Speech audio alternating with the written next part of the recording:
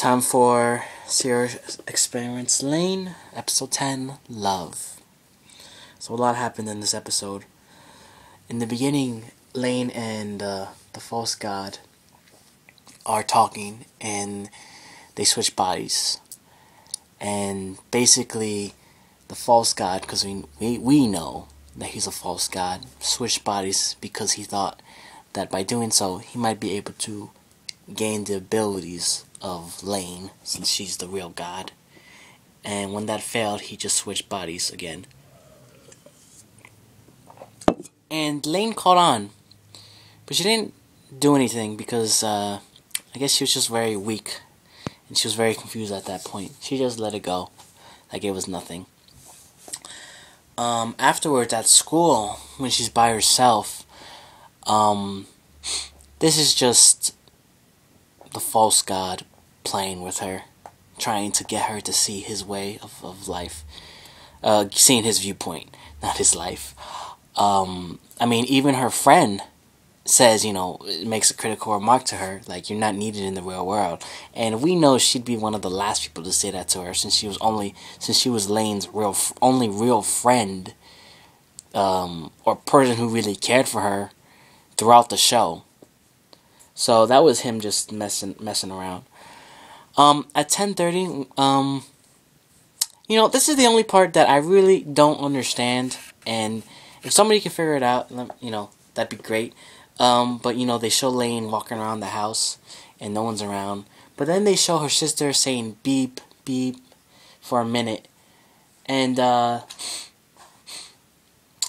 don't know. I mean, that's the only part that I'm really generally, kind of confused about. And maybe the way I see it, the only explanation that I can think of is that, that was the sister's final message to her. Because the way the sister's head is turned, it kind of makes it look that she was looking down at Lain. So maybe it's just one last attempt to say goodbye, even though she really can't. So just the beep beep is goodbye. That's the only explanation I could think of. Your insight would be great on that part. And then the father shows up, and the father says this one part. He says, "You're the only human with free will." And I can see what he's trying to say, because we supposedly have free will. But do we really? I mean, we're constrained to what we currently have. We're constrained by our bodies, by our money.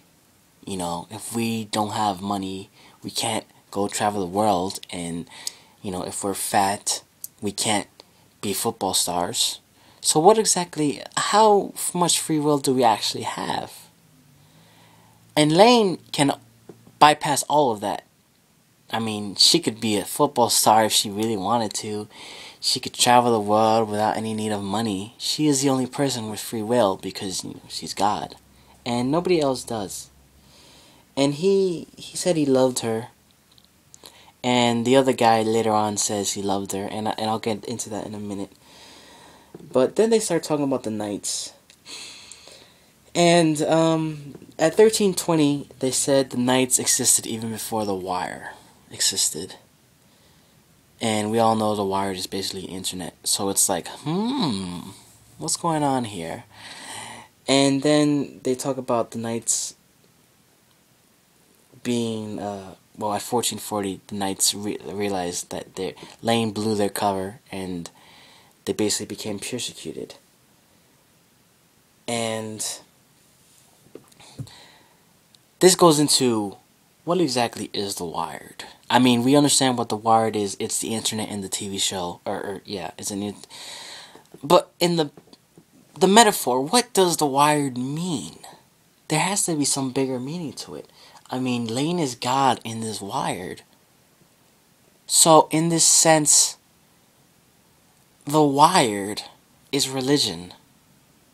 It's the Bible. It's everything. I mean, the Knights, it's an obvious reference to the Knights Templar. And they were persecuted by the highest person in the church. The Pope basically turned his back on them.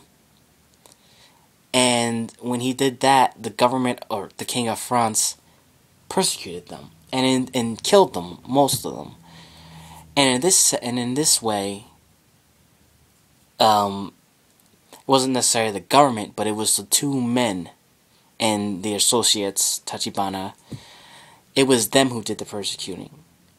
So, in a sense, and then at 19, well, at 1750, they explain about the knights and everything. Oh, we can't allow you to spread your or anything. So, in a sense, they say this, but then at 19, the taller guy, he says, "I love you," and just like her father, he said he loved her too. So Lain is God, and even though they were forced to persecute her, they still hold the belief. So Lain is religion, and it's how modern day religion is kind of dying out, and governments have just people who have believed in God have been persecuted throughout all these years, and so the government. How do I explain this properly? You have to give me a minute here. That there's no more need for God. That everyone is trying to find God, and that is why these people killed in the beginning of the show. The girl and the other guy, they killed themselves because they were trying to find heaven. They were trying to find paradise, and the government is trying to repress that.